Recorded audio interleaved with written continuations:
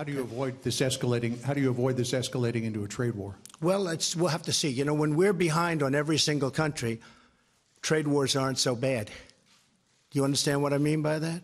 When we're down by 30 billion, 40 billion, 60 billion, 100 billion, the trade war hurts them, doesn't hurt us.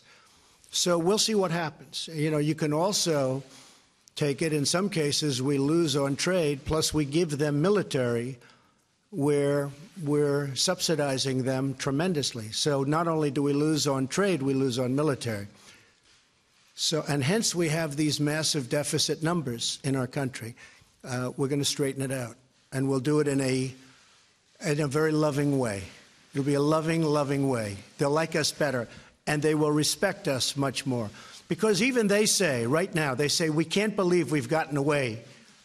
I mean, 2 countries have said, we cannot believe, to be honest with you, we've gotten away with this so long. Now, one of them made that statement before I got elected.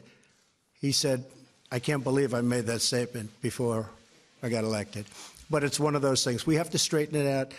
We really have no choice. And Mr. Prime Minister, how forceful was your message to the President on what the consequences will be if he goes ahead with tariffs? First, trade is a European Union mandate. So we're a member of the European Union. It's a European mandate to handle trade issues.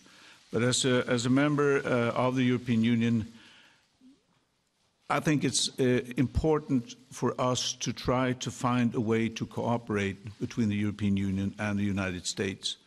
I fully understand and respect the President's view that we have to look after his own country, the country that you're leading. I understand that fully. That's my primary task as well. But for me, leading a small country, depending on open trade, the best way for us is to do that with others, because our export equals to 50% of our GDP. So for us, it is crucially important that we have this open and free trade. Today also, I believe that the supply chains are very, very complicated to see. I know that, for example, when we sell our fighter aircraft, which is a very good aircraft, the content is perhaps 50% American. So we want this to be resolved in cooperation. And when it comes to steel, yes, we have an overcapacity in the world. That's obvious. But at the same time, it is China that is producing about 50% of the steel in the world. So, and European Union, perhaps 10% and less than that. So, to summarize, I think it was a pity. Again, it's a European Union mandate, but it was a pity also that the TTIP negotiations ended, because perhaps with negotiations and talks, we can come into a situation where the European Union and the United States can cooperate. I think that would be a very good solution.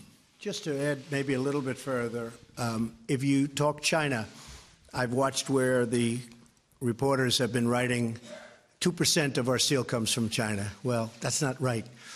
They transship all through other countries.